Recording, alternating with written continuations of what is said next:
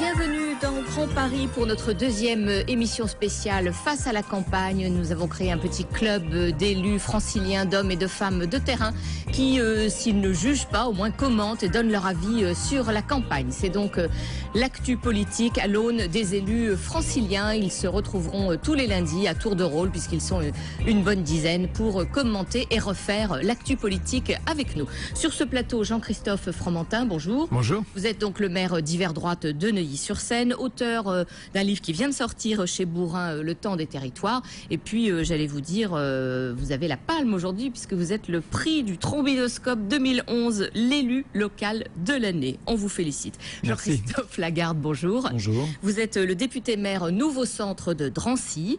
Marie-Christine Arnautu, bonjour. Bonjour. Vous êtes secrétaire nationale du Front National en Île-de-France. Et Dominique Bertinotti, bonjour. Bonjour. Vous êtes la maire socialiste du 4e arrondissement.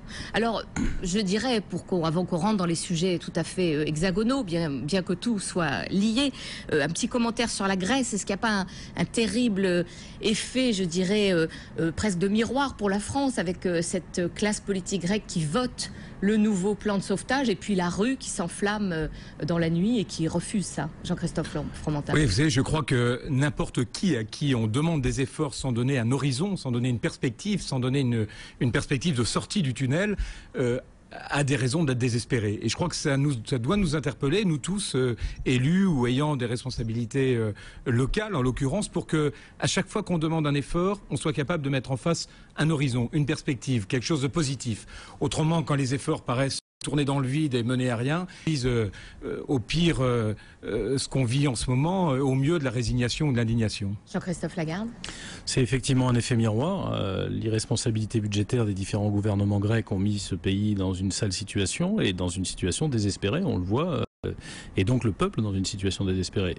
Accessoirement, ce n'est pas accessoire pour les Français, l'Union européenne aussi. Et c'est clair que si le niveau de vie des Grèces, qui était totalement artificiel, doit baisser, c'est extrêmement difficile. Ce qu'on ne sait pas en France, c'est comment se fait cette répartition de baisse du niveau de vie et comment les efforts supplémentaires qui doivent être faits en termes de fiscalité pourraient être mieux partagés. Parce qu'en Grèce, vous avez énormément de gens très riches qui ne payent quasiment pas d'impôts. Presque pas d'impôts. La grande difficulté aujourd'hui, c'est même de savoir comment faire payer des gens en Grèce, leur faire payer des impôts, parce qu'ils n'ont pas d'État digne de ce nom qui soit capable de le faire. Faut dire les choses comme elles sont. Et on n'aurait jamais dû laisser rentrer un pays rentrer dans l'Union européenne avec cette déliquescence de structure d'État, même pas capable de faire rentrer l'argent dans les caisses. Avant de couper les dépenses, il faudrait déjà qu'ils soient capables de faire rentrer de l'argent dans les caisses. Marie-Christine Arnautu. Mais c'est le plan de sauvetage de l'euro à tout prix. C'est-à-dire qu'effectivement, vous avez raison dans votre question, c'est une spirale irréversible dans laquelle, effectivement, la France, à court terme, d'ailleurs, je pense, sera entraînée. Je vous rappelle qu'en Grèce, le SMIC est passé en 3 ans de 1 000 € à 450 € et qu'aujourd'hui, la Grèce, bien sûr, est exsangue, que les Grecs sont dans un état de misère sociale épouvantable, mais c'est ce qui attend nos compatriotes si on continue dans cette politique-là de l'euro à tout prix et si on ne dénonce pas une fois pour toutes les traités ultralibéraux de l'Europe de Bruxelles. Dominique Bertinotti. Oui, on assiste aux mesures qui sont prises au travers du plan de rigueur à une humiliation du peuple grec, et ça n'est jamais bon d'humilier un peuple. Pourquoi cette humiliation? Parce que tout simplement, dans les mesures qui sont prises, et je partage sur certains de vos propos ce que vous disiez, c'est-à-dire que les efforts sont très mal répartis. On est en train de réduire le salaire minimum, on est en train de diminuer les retraites, et dans le même temps, on voit aucune réforme fiscale, on voit aucune réforme bancaire. Donc les objectifs, ils sont faciles à tracer, mais par contre, le fait que on rende responsables ceux qui sont déjà les plus défavorisés et qui souffrent le plus de la crise, c'est redoutable et terrible pour la démocratie. Et c'est aussi quand même une certaine façon de pointer que l'Europe de Barroso n'est pas à la hauteur de l'enjeu de la crise depuis 2008 et que c'est cette Europe-là qu'il va falloir corriger, sinon on va désespérer de l'Europe et ça, moi, me gênerait comme fervente européenne. On a bien compris que vous y voyez un réel effet de miroir, donc comme je disais en lancement avec la situation française. Bon, évidemment, c'est la semaine de la déclaration. On sera en pleine Saint-Valentin, ce sera sans doute le lendemain. Le président de la République va nous dire qu'il est candidat. On l'a sans doute compris si on a lu le Figaro Magazine. Alors vous nous dites, c'est enfin, ouf, c'est un non-événement. Jean-Christophe Fromentin. Il me semble qu'il était temps, parce que moi j'avais compris quand même qu'il était candidat depuis quelques temps. Donc je ne sais pas si ce sera justement l'événement de la semaine. Je pense que maintenant, le vrai sujet, il n'est pas dans je me déclare quand, à quel moment, comment, avec quel effet d'annonce. Le vrai sujet, et le sujet qu'on vient d'évoquer, du coup, quand même appelle ça. Le vrai sujet, c'est le projet, c'est le débat sur le fond, c'est pas simplement sur les circonstances, les dysfonctionnements et les petites mesures qu'on pourrait prendre pour répondre à l'opinion. C'est le changement de modèle qui s'opère. Et le changement de modèle qui s'opère, à mon avis, aurait mérité d'ailleurs un débat qui prenne un peu plus d'élan et qui ne se déclenche pas à 2 mois des élections présidentielles. Donc pour moi, c'est pas l'événement du siècle, ce qui va se passer cette semaine. L'événement maintenant, c'est de s'inscrire dans un projet sur le fond et qui répond à toutes les grandes questions qu'on a aujourd'hui, de compétitivité, de pacte social, de gouvernance, de rééchelonnement de la gouvernance sur nos territoires, de politique européenne pour éviter qu'on additionne des plans d'austérité qui mènent nulle part. Donc on a un vrai sujet politique de fond que la campagne doit d'urgence lancer ou relancer. Alors on va marquer une courte pause, vous faire répondre à cette question dans quelques instants. Puis vous nous direz si au fond le programme du candidat président a déjà été esquissé ou si c'est le mystère total. On marque une pause, on se retrouve dans quelques instants.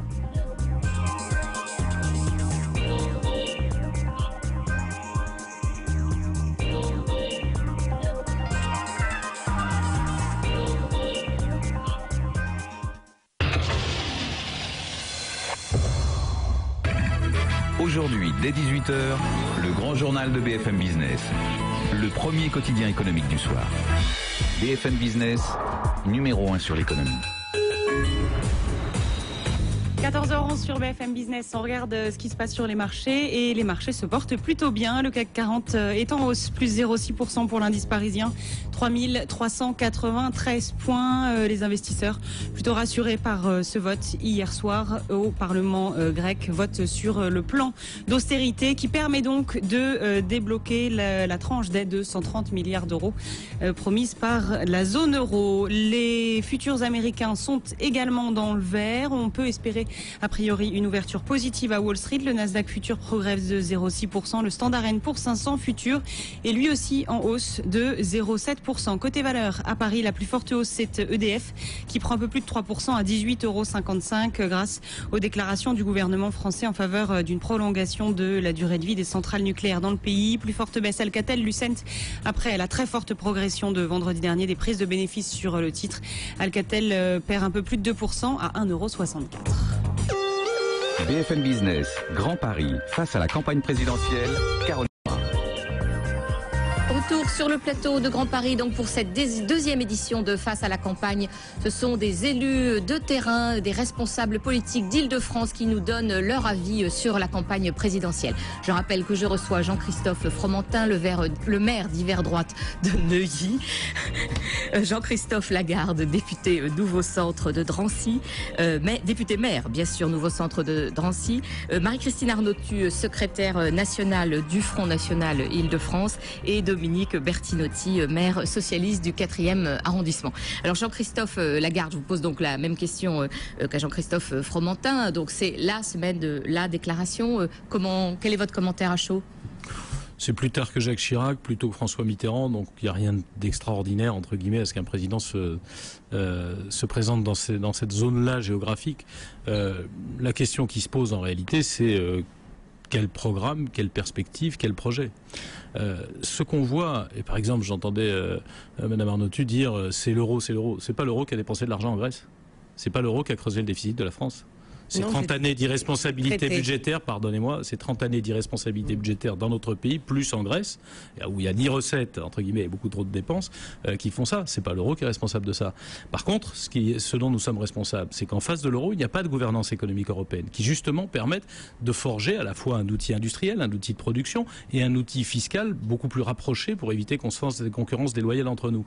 Voilà un sujet qui est celui de l'élection présidentielle. On voit, vous le voyez tout à l'heure quand on regardait les cours de bourse, le développement extraordinaire qui est en train de se produire dans certaines régions du monde où la richesse que nous avions sur le monde occidental est en train de se transférer. Comment est-ce qu'on fait pour que les échanges redeviennent équitables? Équitables entre nous parce qu'on ne peut pas jouer au même jeu, entre guillemets, avec la même concurrence en l'ouvrant totalement les frontières avec des gens qui n'ont pas les mêmes règles que nous. Voilà des sujets qui, pour l'élection présidentielle, moi, m'intéresseraient. Et puis, dernier sujet, comment est-ce qu'on fait que sur le pacte social et le pacte éducatif, les efforts qui sont nécessaires pour la France, c'est pas la peine de raconter aux gens qu'il n'y aura pas d'efforts à faire, quel que soit le président de la République élu.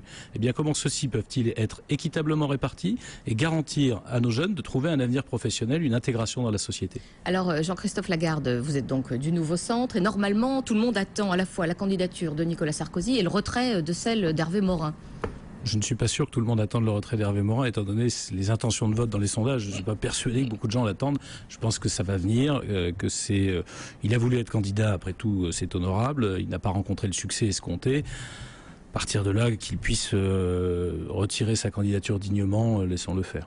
Alors, vous avez tous lu, j'imagine, l'interview du président dans le Figaro Magazine. Est-ce que vous confirmez le diagnostic d'une sorte de droitisation, on va dire, au moins comme affirmation des valeurs, et quels commentaires cela vous inspire? Marie-Christine Arnautu. Écoutez, oui, bien sûr, je l'ai lu. Je retrouverais ça amusant si les conséquences n'étaient pas aussi graves pour notre pays. J'ai vu que les 3 items principaux cette année, en 2012, étaient travail, responsabilité et autorité. Comme en 2007. Je vous rappelle qu'en 2007, c'était travail, respect et mérite. Voilà. Donc, on voit que le bilan des 5 ans a été catastrophique et que si jamais on devait avoir un autre quinquennat Sarkozy, mais enfin Hollande aussi, parce que contrairement à ce que vous dites, Monsieur Lagarde, je ne crois pas que tous les candidats à l'élection présidentielle donneront les mêmes conséquences pour la France. Non, vous, ce serait pire. Vous, ce serait pire. Écoutez, je pense que ça peut difficilement être pire, là, en ce moment. Et qu'après le bilan que vous partagez avec l'UMP et le PS, je crois que vous n'avez pas de leçon à donner.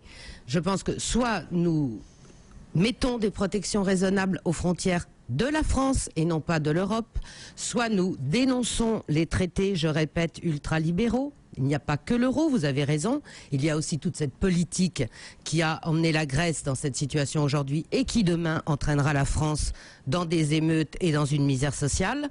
Voilà, donc je pense qu'on est dans un remake 2007 avec les mêmes promesses, avec effectivement quand même, soyons honnêtes, une séduction remaniée à l'égard des électeurs de Marine Le Pen. Je ne pense pas que ça remarchera encore cette fois-ci. Marine Le Pen à Strasbourg disait on ne nous refera pas le coup 2 fois.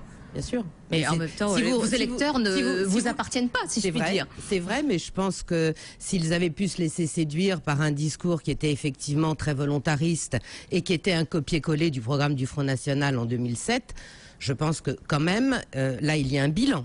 En 2007, bon, on pouvait laisser le bénéfice du doute. Là, il y a un bilan de 5 ans de chômage, de misère sociale, de détresse, de pauvreté, de chômage. Quand même 500 000 emplois industriels qui ont disparu en 5 ans. Voilà, je pense que les Français ça marchera pas. Ne sont quand même pas... je vois pas pourquoi ça marchera aujourd'hui alors que ça a échoué de façon dramatique d'ailleurs depuis 5 ans. Dominique Bertinotti. Oui, l'annonce de la candidature est un non-événement. Donc, ce qui est effectivement très intéressant, c'est de lire les pages de l'interview de Nicolas Sarkozy dans le Figaro. Et il chasse sur les terres du Front National. C'est tout à fait évident. Moi, ce que je trouve désastreux, c'est la vision de la France qu'il présente au travers de ces valeurs-là. C'est une France où l'on exclut, c'est une France qui divise, c'est une France où on joue sur les peurs, et que précisément on sait que une des choses qui va permettre de sortir de la crise, c'est retrouver la confiance. Et pour retrouver la confiance, c'est pas en jouant sur la peur de l'autre que l'on va y arriver. Et je pense qu'à ce titre-là, c'est normal que François Hollande attire autant, car il s'agit pour lui de rassembler, de redonner de l'espérance à une jeunesse qui n'en a plus aujourd'hui et de redresser la France. Vous savez, dans un sondage récent, on voyait quelles étaient les priorités pour les Français. C'est quoi? C'est la lutte contre le chômage, c'est l'avenir éducatif de leurs enfants et c'est leur pouvoir d'achat. C'est sur ces questions-là qu'il faut qu'on apporte des réponses et je pense que l'esquisse des réponses qui est déjà donnée par Nicolas Sarkozy va dans le mauvais sens. Jean-Christophe Fromental, alors justement, l'esquisse des réponses, est-ce que c'est une sorte de prologue donc, sur les valeurs qui étaient nécessaires pour, je dirais, recadrer un peu le premier tour? Comment vous comprenez? Moi, je pense que Nicolas Sarkozy s'était beaucoup engagé sur les valeurs en 2007 et c'est ça qui a pêché, c'est ça qui a été un peu difficile. Oui. Moi, je serais probablement pas devenu maire de Neuilly s'il n'y avait pas eu ce doute dès 2007 sur justement un discours et des actes. Je pense que c'est un peu tard maintenant. Relancer le débat sur les valeurs, je crois que c'est bon, il le fait et très bien, dont acte, mais que c'est pas le vrai sujet. Oui. Le vrai sujet, il est dans la perspective de croissance. Aujourd'hui, on a un vrai problème de reconstruction de richesse, de richesse économique. Vous croyez que c'est... je pense que notre grand problème, c'est la compétitivité. En proposant les référendums qu'il propose. Non, mais je dis pas ça. Laissez-moi juste. Je dis que le problème central aujourd'hui, c'est retrouver une compétitivité pour les années à venir. C'est le sujet central et c'est le sujet d'urgence. On décroche sur tout un tas d'éléments sur lesquels on avait des avantages comparatifs extrêmement forts. On décroche sur tout un tas de productions, on décroche sur l'industrie, on a un commerce extérieur qui est structurellement en difficulté. C'est pas un problème de conjoncture, c'est un problème structurel. Donc je crois qu'aujourd'hui, vous à juste titre, vous évoquiez le mot confiance tout à l'heure. Le mot confiance, il se construit sur deux items. Il se construit sur une vision et il se construit sur des valeurs. Bon. Sur les valeurs, il y a un débat, il y a un sujet. Il essaye de le relancer. Bon, difficile, mais bon, on peut pas lui reprocher d'essayer de recadrer les valeurs. Bon. Même si avec beaucoup de distance. Vous voyez, je ne suis pas sarkozyste, mais néanmoins, si vous voulez, reconstruire sur des valeurs, vous-même vous le faites, vous reconstruisez, vous proposez un projet d'abord assis sur des valeurs. Ensuite, ça suffit pas, il faut amener une vision. C'est-à-dire comment la France va regagner de la croissance. Et là, la locomotive, ce sont les pays émergents. Et c'est pour ça que je crois que les discours visant à la fermeture sont extrêmement dangereux aussi. Tous les discours qui stimulent les peurs, qui visent à la fermeture, vous confondez fermeture et protection, Monsieur Fromentin, c'est pas tout à fait pareil, loin s'en faut. Oui, mais si vous voulez, il y a des contreparties dans le monde. C'est-à-dire que vous fermez, on se ferme aussi. Je crois qu'aujourd'hui... Je crois que c'est une caricature qui n'a plus lieu d'être, qui n'est pas crédible. Je crois qu'aujourd'hui, on cite régulièrement l'exemple de l'Allemagne. Regardez, l'Allemagne, c'est un pays d'ouverture extraordinaire. Elle a qualifié son commerce international par sa capacité d'ouverture. Elle a su garder ses industries, l'Allemagne. Les États-Unis sont un pays qui rebondit parce que c'est un pays connecté, c'est un pays extrêmement ouvert, c'est un pays connecté aux zones émergentes. Je voudrais, Jean-Christophe Fromental, peut-être poursuivre votre remarque avec Jean-Christophe Lagarde. On a vu que le thème du produire français, du produire made in France émerger dans la campagne très tôt. Et puis, on voit cette installation sur un site de Tanger du producteur du prochain monospace low cost de Renault. Est-ce que vous vous dites pas, Jean-Christophe Lagarde, alors le discours politique, vraiment, ça tombait au plus mauvais moment, quoi, d'une certaine manière? Je crois que de ce point de vue-là, vous avez deux visions du monde. Soit nous vivons dans un monde ouvert, mais avec des règles, soit vous vivez dans un fermé. Mais effectivement, vous n'aurez pas d'usine au Maroc, mais vous n'aurez pas non plus de marché dans le reste du monde. Donc, on peut très bien se dire, je l'entendais dire, il faut des frontières à la France à nouveau, etc., notamment en Europe. Comme on fait 60% de l'activité économique française à destination de nos partenaires européens, c'est 60% de cette production qui disparaît avec les chefs d'entreprise qui nous regardent ou qui nous écoutent le savent bien. Les conséquences directes. Écoutez, en termes de mauvaise foi, c'est bien le seul domaine où vous pouvez donner des leçons à tout le monde. Donc la seule chose que je veux dire, c'est que si on se dit, et c'est ça qui pêche aujourd'hui, qu'on est dans un monde ouvert, il faut que celui-ci soit ouvert entre gens qui jouent à armes égales, entre gens qui jouent le même jeu. Règles. Et d'ailleurs avec des règles. Et c'est Pascal Lamy, par exemple, le grand président qui est socialiste. C'est Pascal Lamy qui est socialiste et qui est le président de l'OMC, de l'Organisation mondiale du commerce, qui est un partisan grand ami de François Hollande, qui est un partisan forcené depuis maintenant 20 ans de tout ce qui est des réglementations et des régulations. C'est vrai pour les marchés financiers, c'est vrai pour les échanges économiques. Mais je voulais quand même vous dire une chose sur le sujet que vous abordiez. Moi, j'ai écouté la presse vendredi, j'ai écouté les commentaires à la radio, à la télévision sur l'interview du Figaro Magazine. Effectivement, je me suis dit, où va le président ?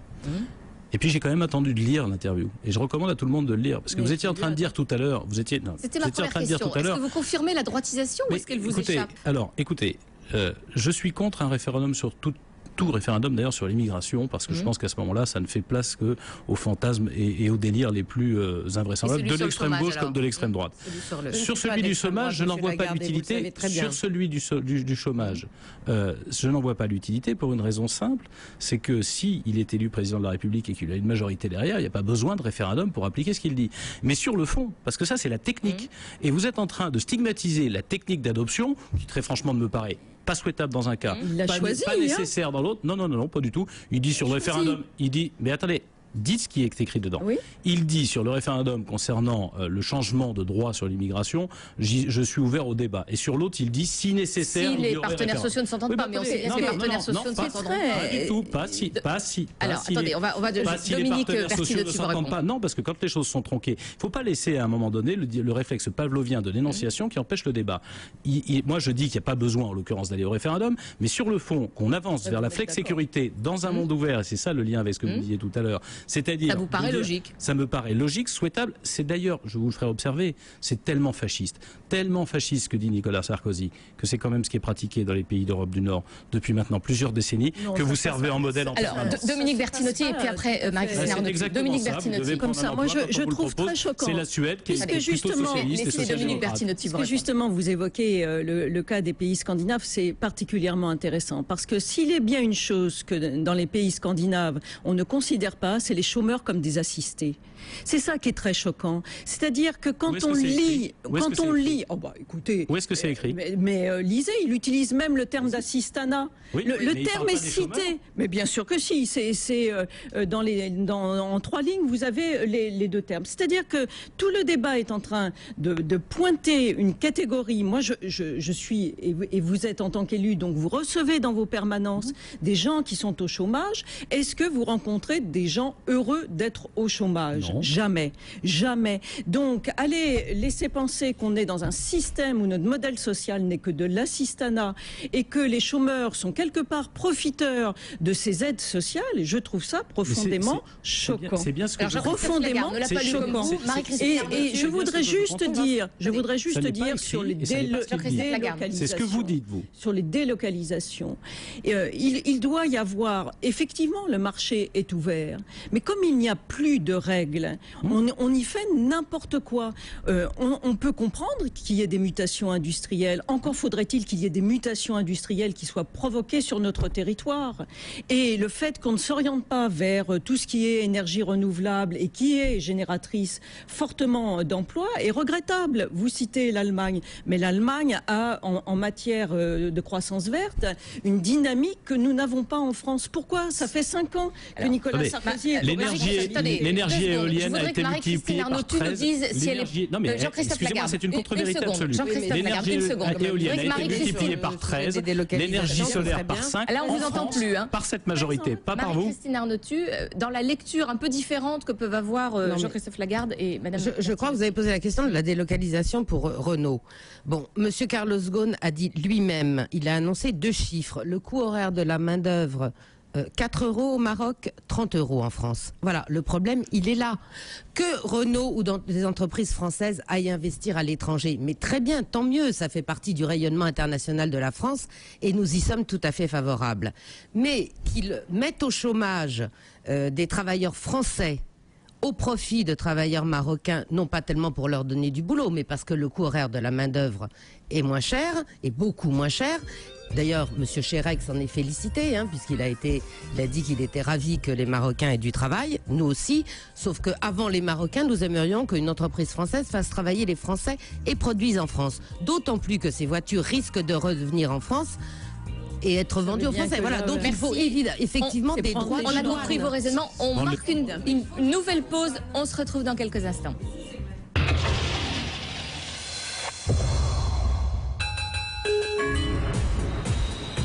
14h28 sur BFM Business. On fait un nouveau point sur ce qui se passe sur les marchés avec un CAC 40 qui est toujours en progression, plus 0,5% pour l'indice parisien à 3390 points. Toutes les places européennes sont dans le vert. L'Eurostoxx 50, l'indice global de ces places européennes est en hausse de 0,7%. La plus forte hausse et de loin, c'est la bourse d'Athènes qui progresse d'un peu plus de 5%, plus 5,2%. Wall Street devrait ouvrir dans le vert. Ce sera dans un petit peu plus d'une heure maintenant, puisque les futurs américains sont bien orientés. Plus 0,6% pour le Nasdaq futur, plus 0,7% pour le Standard & Poor's futur. La plus forte hausse, c'est EDF, plus 3%, 18,51 €. Plus forte baisse, Alcatel-Lucent, moins 2,4 à 1,64 €. L'euro vaut 1,3253 $. 14h29, l'essentiel de l'info, et c'est une première en France. Le géant américain Monsanto est jugé responsable de l'intoxication à l'herbicide d'un agriculteur français en 2004. C'est ce qu'a tranché le tribunal de grande instance de Lyon, ce qui ouvre la voie à des dommages et intérêts. François Hollande va saisir la Commission nationale des comptes de campagne. Le candidat socialiste veut dénoncer l'utilisation des moyens de l'État par Nicolas Sarkozy à des fins de campagne électorale. Israël accuse l'Iran d'être derrière les attentats anti-israéliens. Les personnels diplomatiques d'Israël ont été pris pour cible ce matin en Inde et en Géorgie. Les Grecs aux urnes dans 2 mois. Des élections législatives anticipées auront lieu au mois d'avril. Une annonce d'un porte-parole du gouvernement au lendemain de l'adoption de nouvelles mesures d'austérité. Et à la suite de ce vote, Athènes a été secouée par une nuit d'émeutes. Et puis à Amsterdam, un suspect a été interpellé après l'alerte à la bombe à l'aéroport de Schiphol ce matin. Une alerte qui a entraîné l'évacuation des terminaux 1 et 2.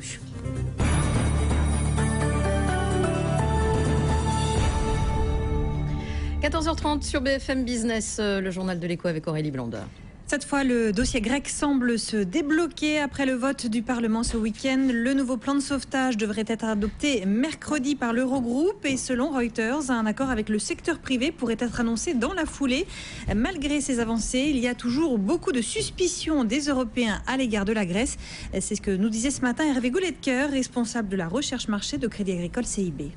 Jusqu'à maintenant, l'Europe a déjà pas mal payé et en fait, ce qui était le signal des paiements, c'était la volonté exprimée au travers de lois votées par le Parlement grec. Et on s'aperçoit que de la loi à la mise en place, eh bien parfois il y a loin. Et donc ce que les Européens disent aujourd'hui, c'est voter c'est bien, mais ça ne suffit pas. Il faut aussi que vous mettiez en place. Et maintenant, eh bien, on va attendre que vraiment vous mettiez en place les réformes pour fournir l'argent. Hervé Gouletker, responsable de la recherche marché de Crédit Agricole CIB aujourd'hui sur BFM Business. Peut-être les premiers signes d'un retour à la croissance. Selon l'OCDE, un certain rebond semble s'esquisser dans les pays riches, notamment aux États-Unis et au Japon. En revanche, l'amélioration reste très légère pour la zone euro.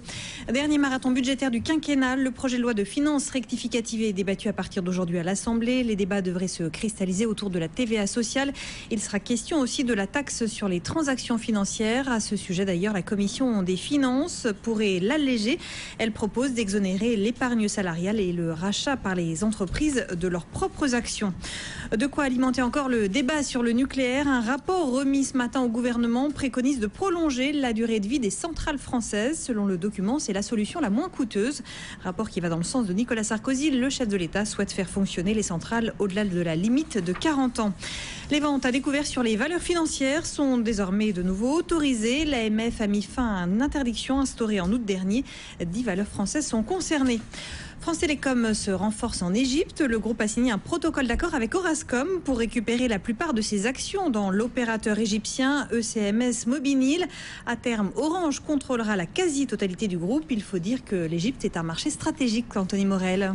Oui, ça peut sembler un peu fou, mais aujourd'hui, Orange a plus de clients mobiles en Égypte qu'en France. 31 millions là-bas contre 26 chez nous. L'Égypte, c'est tout simplement le plus gros marché du monde pour l'opérateur historique. En volume, évidemment, puisque les clients dépensent beaucoup moins qu'en Europe en moyenne. Et surtout, c'est l'un des fleurons de la stratégie d'Orange à l'international. On le sait, Orange veut aller chercher la croissance en Afrique. C'est l'une des priorités du groupe. Et sur ce continent, le marché égyptien fait figure de mastodonte. Orange est présent en Égypte depuis 1998. Là-bas, le groupe fait 1,3 milliard d'euros de chiffre d'affaires. C'est quasiment la moitié de ses revenus totaux en Afrique, où il est présent dans une vingtaine de pays. En Égypte, le groupe emploie 8000 personnes, dispose d'un grand centre de services pour les entreprises, des laboratoires de recherche aussi. C'est là que l'on teste les futurs services mobiles qui seront lancés sur tout le continent africain.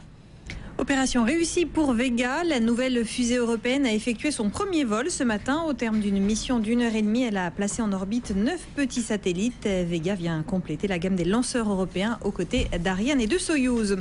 Un nouveau succès en perspective pour le Rafale de Dassault. Après l'Inde, l'avion de combat pourrait être vendu au Brésil. Selon Reuters, le pays va très probablement le choisir pour équiper son armée. Le gouvernement est convaincu que l'offre de Dassault est meilleure que celle de Boeing et de Saab. Le patron d'Airbus fait son mea culpa, il reconnaît la responsabilité du groupe sur les micro-fissures détectées sur certains A380. Thomas Enders s'engage à régler le problème au plus vite, et ce, quel que soit le montant. Selon la presse allemande, cet incident pourrait coûter 100 millions d'euros à Airbus. Et puis Adopi entame son volet répressif. Les premiers dossiers ont été transmis à la justice. Après 2 avertissements, c'est donc la 3e phase pour les internautes concernés. Accusés d'avoir téléchargé illégalement, ils encourent 1 mois de suspension de leur connexion Internet et 1 500 € d'amende. BFM Business, il est 14h35. BFM Business, Grand Paris, face à la campagne présidentielle, Caroline Brun. Nous reprenons notre débat avec les élus d'Île-de-France, les hommes de terrain, hommes et femmes de terrain bien sûr, qui jugent la campagne présidentielle, avec évidemment cette semaine cruciale qui marque l'entrée, qui va marquer l'entrée en campagne officielle du chef de l'État. Alors juste avant la pause, Marie-Christine Arnautu, vous nous parliez de cette affaire du référendum sur l'assurance chômage, dans lequel, rappelons que le président Sarkozy propose au fond de soumettre à référendum l'idée que l'assurance chômage ne serait validée en quelque sorte que si les chômeurs s'engageaient dans un processus de formation pour pouvoir être, entre guillemets, plus facilement trouvés, pour qu'ils puissent plus facilement trouver un emploi. Alors, on a entendu Madame Bertinotti nous dire que c'était pas le sujet en ce moment, que le sujet c'était de trouver de l'emploi, c'était pas de stigmatiser les chômeurs. On a entendu Jean-Christophe Lagarde, le maire Nouveau-Centre de Drancy, nous dire mais moi je n'ai pas du tout lu cette interview comme ça. Ça n'est pas une... C'est la flex-sécurité. Voilà, c'est la flex-sécurité. Marie-Christine Arnautu. Vous savez, je pense que c'est pas de moi ça. Les promesses n'engagent que ceux qui les reçoivent. Voilà, il va proposer des tas de choses. C'est un président candidat. Je ne sais pas s'il sera élu, lui non plus d'ailleurs. J'espère que non, en l'occurrence. Et je trouve que faire des chômeurs en ce moment, vu la crise terrible de l'emploi que nous vivons, il fait des chômeurs des boucs émissaires, et ça c'est tout à fait inacceptable. Tout à fait inacceptable. Parce que même dans l'hypothèse qu'on fasse un peu de politique fiction, où on fasse aujourd'hui, effectivement, qu'on applique cette réglementation aujourd'hui, dites-moi comment un chômeur, aujourd'hui, je pense que les chômeurs, en règle générale, ils préfèrent avoir un travail. Ils préfèrent pouvoir faire vivre leur famille. Or, dans l'état où se trouve notre pays, évidemment que ce n'est pas possible. Jean-Christophe Fromentin. Oui, je pense qu'il y a quelque chose qu'il faut comprendre, c'est que le monde change. Donc l'économie change. Donc les besoins des entreprises changent. Et moi, je suis le matin dans mon entreprise, j'ai 50 salariés.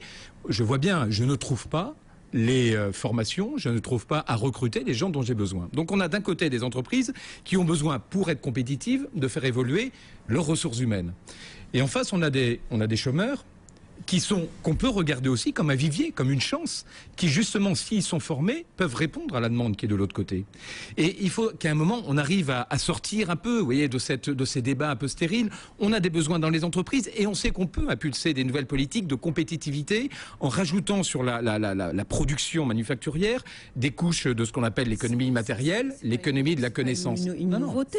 C'est pas nouveau. Pourquoi c'est pas fait? Ce que vous voulez dire, Jean-Christophe Fromentin, c'est que ça c'est pas fait depuis 5 ans. Ce qui n'est pas nouveau. Non, mais moi, je suis pas, ce qui existait il y a 15 ans. Je suis pas président de la République, je suis pas parlementaire. Vous voyez, j'analyse, voilà, j'ai un regard sur la situation actuelle. Bon. Donc ça vous paraît une proposition de bon sens? Mais bien sûr, on peut pas figer une population de chômeurs qui, pour 40% d'entre eux, sont des chômeurs de longue durée. Donc, et c'est de plus en plus vrai. Donc on a figé une population d'un côté, et de l'autre côté, on a des entreprises qui disent on n'arrive pas à recruter. Et on sait que ces entreprises ont besoin de renouveler leurs ressources humaines avec des nouvelles compétences qu'appellent justement la souplesse qu'on évoquait tout à l'heure liée à la mondialisation. Donc à un moment, ce terrain de rencontre, il faut l'organiser.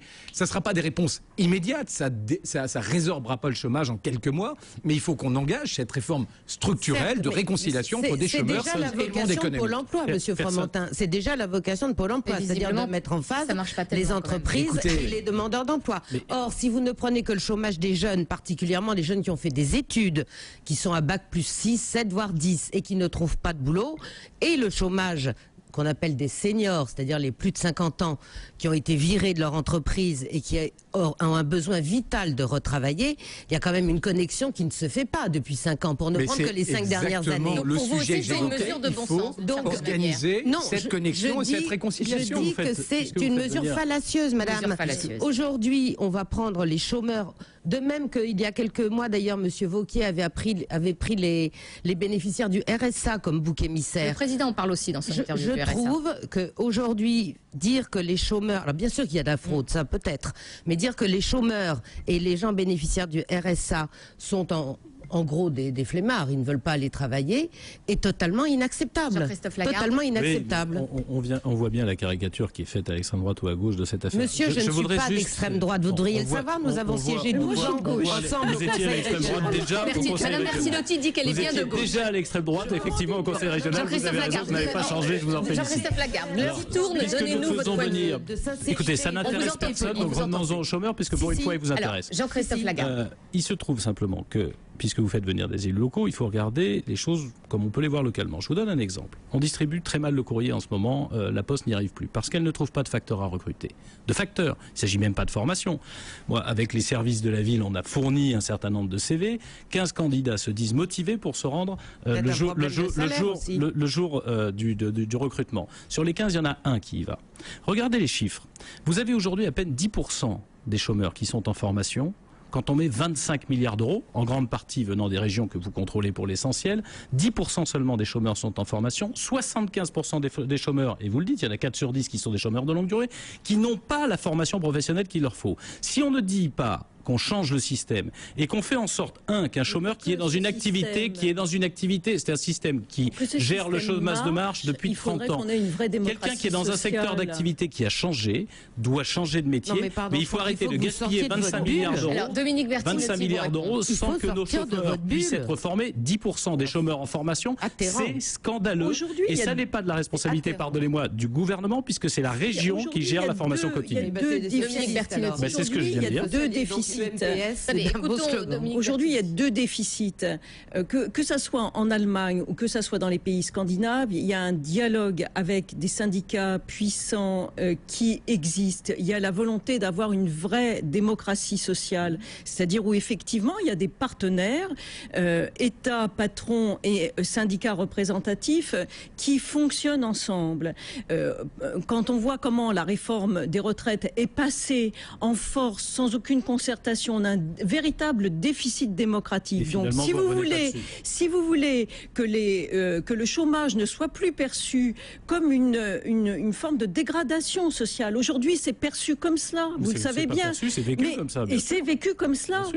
Sauf que pourquoi dans d'autres pays le chômage ne représente pas un élément aussi catastrophique, que effectivement aller chercher une autre formation, ça fait partie du parcours professionnel. Nous n'avons aucune notion de parcours professionnel sécurisé. Ça, c'est le premier point. Le deuxième point sur lequel je voudrais insister, c'est que ça passe par la qualité de notre système éducatif. Les attaques qui ont été portées sur notre système éducatif ces dernières années sont catastrophiques. Et ça se traduit dans les chiffres. Nous savons que nous continuons à bien former nos élites, mais à moins bien former les 80% de la population restante. Est-ce qu'on continue comme cela à dégrader ce qui constitue notre avenir. Si nous avons un système éducatif qui ne retrouve pas la confiance et des parents et aussi des enseignants, alors nous avons des soucis à nous faire. Avec 60 000 postes de plus, avec 60 000 postes de plus il y a 15 ans. Vous vouliez parler de... Avec 60 000 postes de plus il y a 15 ans.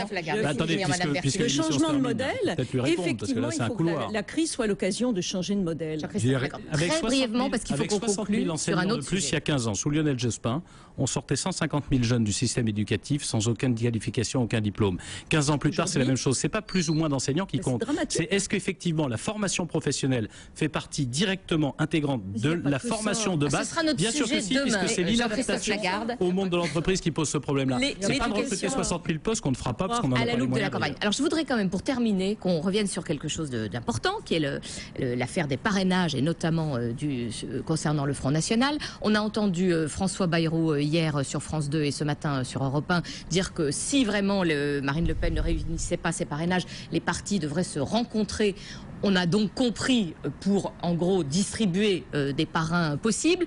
Et on a vu tout de suite un niet à la fois du Parti Socialiste et d'ailleurs de Marine Le Pen elle-même. Jean-Christophe Fromentin, sur ce sujet assez épineux. J'ai mal placé, peut-être le moins bien placé des trois, parce que je suis indépendant, je ne suis pas dans un parti. Est-ce qu'on vous a demandé votre parrainage? Oui, on reçoit j'ai reçu pas mal de demandes. Moi, ce qui me semble, tout simplement, c'est que l'ensemble des grandes forces politiques doit être représenté dans cette élection présidentielle. C'est un moment de débat. On ne peut pas imaginer que ce moment de débat se fasse sans tous ceux qui ont quelque chose à dire. Donc, qu'est-ce qui se passe concrètement si le Front National n'a pas ses parrainages? Moi, je pense qu'il finira par l'avoir. Moi, mais c'est nécessaire. Alors, je sais pas comment. C'est aux parlementaires peut-être de trouver des solutions. Mais ce que j'ai entendu aussi, c'est que c'est un débat qu'on a tous les 5 ans ou tous les 7 ans, et il faudra qu'on en sorte parce que c'est pas sain. Jean-Christophe Lagarde. Oui, moi je pense qu'il faut que la règle change, mais elle ne peut pas changer en cours de match. D'accord. C'est la seule chose qu'il faut comprendre. Et j'ai été quand même assez surpris par l'idée de François Bayrou. Alors, j'imaginais bien que ce serait rejeté immédiatement par les autres, et notamment la gauche. Mais très franchement, j'y vois plus un clin d'œil de François Bayrou en direction des électeurs du Front National pour le cas où Marine Le Pen ne soit pas représentée, et ça me déçoit. Parce que elle connaissait les règles du jeu, son père aussi. Et à chaque fois, on nous a expliqué qu'ils n'y arrivaient pas, puis ils y sont toujours arrivés. Écoutez, pourvu qu'ils y arrivent s'ils ont fait leur travail correctement, mais on va pas changer les règles du jeu en cours de route. Et il y a une chose qui me choque beaucoup dans la proposition de Madame Le Pen. Moi, je préfère qu'on ait des parrainages citoyens ou allégés, entre guillemets, en nombre. Mais il y a une chose qui me choque beaucoup, c'est qu'on revendique l'anonymat. Parce que nous exerçons, en tout cas nous sommes 3 ici, à exercer des mandats locaux. Vous en avez exercé par le passé. Ouais. On ne peut pas demander à un élu de prendre un acte en fonction de son mandat d'élu et de le faire en se cachant. J'ai soutenu. La dernière fois, je n'ai pas signé pour un candidat que je soutenais, mais pour autant, il faut que ça soit transparent aux yeux des Français et des électeurs. Sur ce point, l'anonymat. Il y a deux choses que très rapidement. Oui, je voudrais dire quand même. J'espère que le Front National ne nous fait pas comme à chaque élection le chantage. On en a 380 ce matin. Ensuite, voilà une information. Il serait regrettable effectivement que des forces politiques ne puissent pas être représentés au présidentiel, qu'il y ait une réforme, c'est indispensable. Merci beaucoup. On retrouve donc le club des élus, des responsables politiques franciliens face à la présidentielle lundi prochain, et dans quelques instants, on va partir sur une exposition design.